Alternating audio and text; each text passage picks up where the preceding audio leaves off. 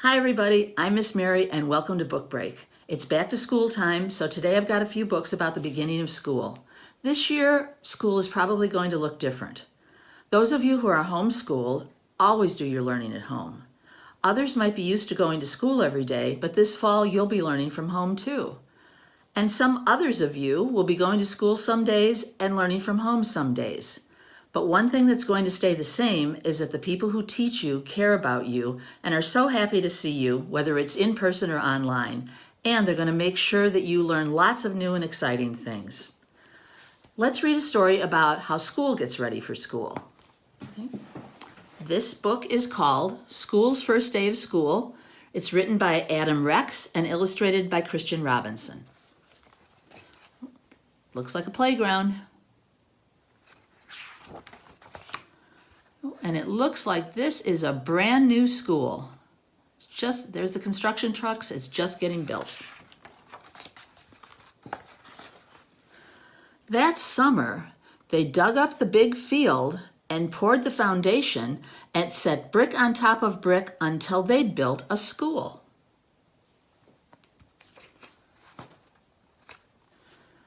A sign above the door read, Frederick Douglass Elementary. That's a good name for me, thought the school. It looks like he's got a little face there. Eyes and a nose, and that looks almost like a mouth. Most days, a man named Janitor came to mop the school and buff his floors and wash his windows. This is nice, the school said to Janitor, just the two of us. Won't be just us for long, said Janitor. Soon the teachers will come, and then you'll be filled with children. The school croaked, children? All kinds of children. They'll come to play games and to learn. Oh, said the school, will you be here? You'll see me after the school day is over, said Janitor. Don't worry, you'll like the children. But the school thought the janitor was probably wrong about that. Then they came, the children did, and there were more of them than the school could possibly have imagined.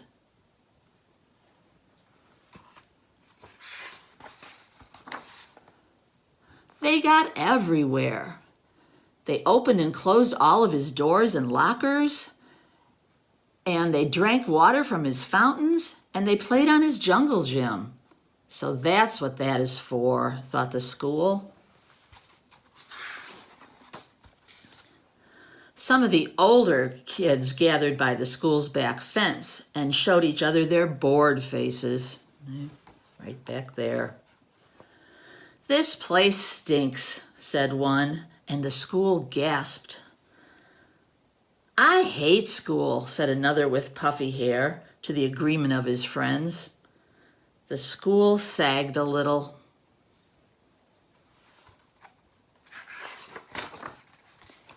One very small girl with freckles didn't want to come inside the school at all. Her mother had to carry her. I must be awful, the school whispered to himself. Later, he squirted the puffy-haired kid in the face, then felt bad about it afterwards, at the drinking fountain.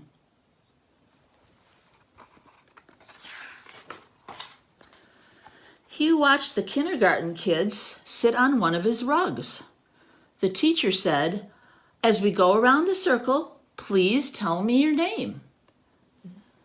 There was an Aiden, and a Max, and a Bella, and another Aiden, and an Emma, and a Caden, and a Chloe. The small girl with freckles was next, but she wouldn't speak. She only stared at her shoes until the teacher moved on. I don't like school, she whispered into her lap. Well, thought the school, maybe I don't like you either. The children were in their chairs finally. But just as the school was starting to relax, his fire alarm sounded and all the children exited and walked to the other side of the field and stared at him. He was so embarrassed. He held his doors open for them when they returned.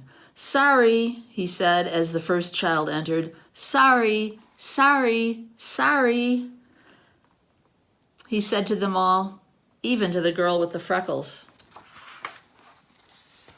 At 12 o'clock, the school was filled with food. At 12:30, the school was filled with garbage. At one table, a boy told a funny joke, and another boy laughed so hard that milk came out his nose. "Now I'm covered with nose milk," thought the school. He had to admit that it was a pretty funny joke, though. Even the girl with freckles laughed. There's the nose milk. After lunch, the kindergarten kids learned about shapes. "A rectangle has 4 sides," said the teacher. 1, 2, 3, 4. And a square has 4 sides too. In fact, a square is actually a special kind of rectangle. "Wow," said the school. "I did not know that." Afterward, the children made pictures with glitters and paste. The girl with the freckles made a picture of the school. "It looks just like me," thought the school, "except glittery. It's like she's known me all my life." "Do you think I could have your picture?" the teacher asked the little girl. "Don't tell anybody, but I think it's the best." The school thought she was probably right about that.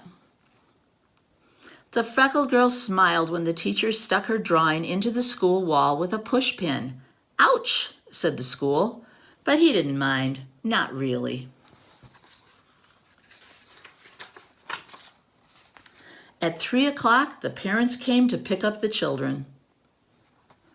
At 3:30, janitor came to pick up the school.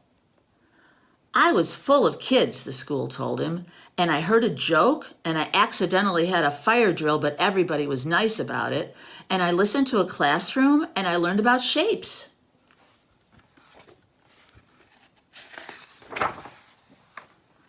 "You had a big day," said janitor. "Do you think," the school said, "do you think you could invite everyone to come back tomorrow, especially that little freckled girl?" Janitor nodded. "I'll see what I can do." Later, janitor sat on the top of the school and they watched the sun go down. "In the beginning, I didn't know what I was," said the school. "I thought I was your house." "Nope," said janitor. I suppose some other place gets to be your house," the school added. Janitor nodded. "That's true, but you get to be a school. That's lucky." And the school thought he was probably right about that. The end. Now we have School's First Day of School in the library as a print book that you can check out, but we also have it as an ebook that you can read on Overdrive or with the Overdrive Libby app. Okay. Now the next book I'm going to read is a book about a student's first day of school, and it's called We Don't Eat Our Classmates, and was written and illustrated by Ryan T. Higgins. Okay. Looks like there's lots of pictures of dinosaurs. Let's see. We don't eat our classmates. And here it says, "Hey kids, you will never be eaten by a T-Rex. They are extinct. I promise."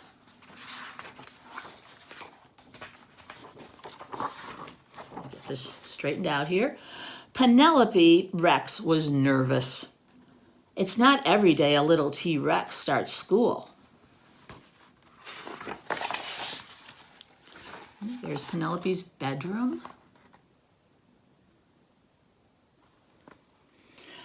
"What are my classmates going to be like? Will they be nice? How many teeth will they have?" This was very important. Penelope's mom bought her a new backpack with ponies on it. Ponies were Penelope's favorite because ponies are delicious.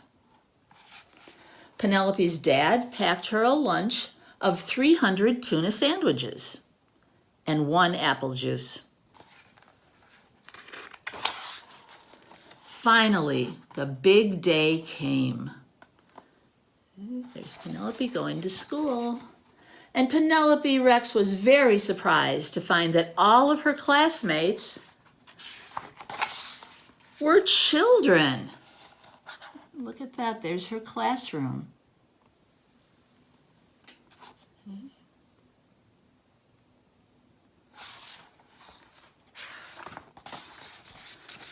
So she ate them because children are delicious.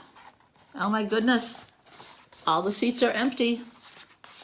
There's Penelope, all that's hanging out of her mouth is a little tennis shoe. Penelope Rex, said Mrs. Noodleman, as Mrs. Noodleman is the teacher's name, we don't eat our classmates. Please spit them out at once. So she did.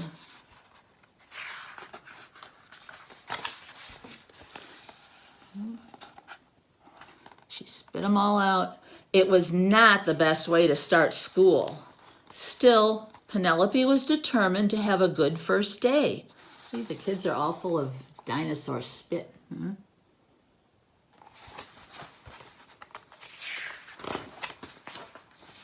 She tried hard to make friends at recess. What's she doing? She's at the bottom of the slide. She finger painted some of her best work. Now, what's her finger paint? She's finger painted, looks like a picture of a dino eating somebody. She even saved Griffin Emery a seat at lunch. She says, you can sit here. How does Griffin looks a little nervous, right?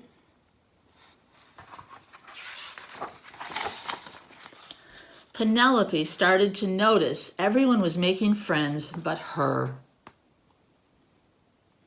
She's all alone on that side of the rug. No one's building with her. It was lonely.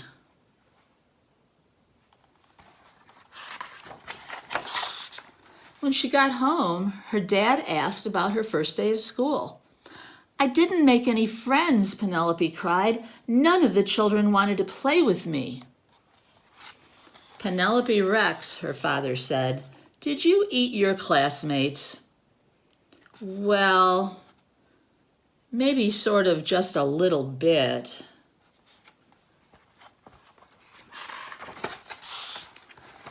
Sometimes it's hard to make friends, said her dad, especially if you eat them. You see, Penelope, children are the same as us on the inside, just tastier. That gave Penelope a lot to think about.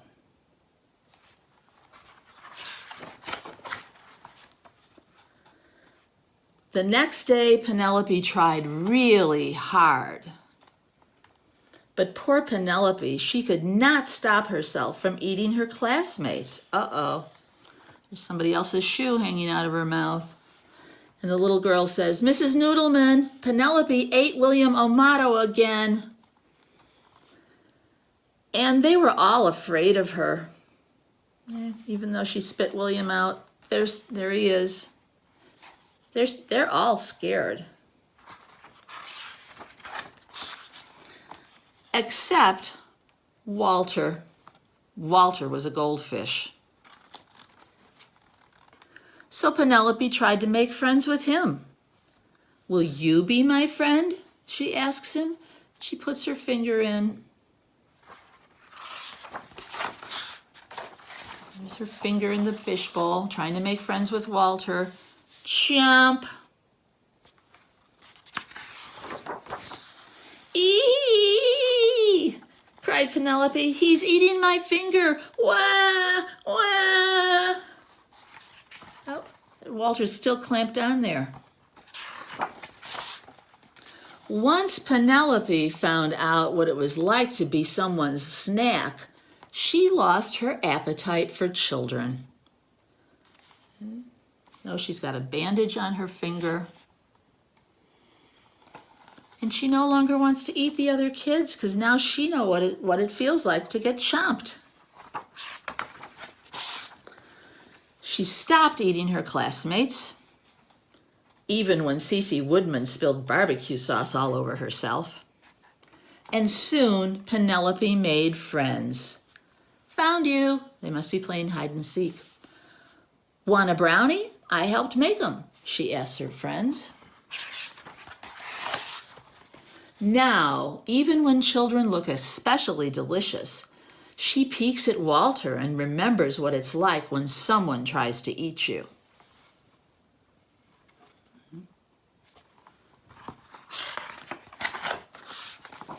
And Walter, the goldfish, stares right back at her and licks his lips.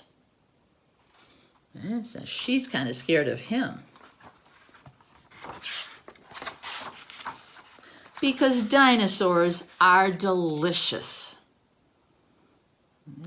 She's going to keep her distance from him and go over and be with her friends. The end. And We Don't Eat Our Classmates is available in print versions at the library to check out, and also as electronic versions on Hoopla and on Overdrive, through Overdrive or through the Libby app. So we have lots of copies of this book. It's very popular. Thank you so much for listening to my stories today, and I hope you have a great start to your school year. See you soon.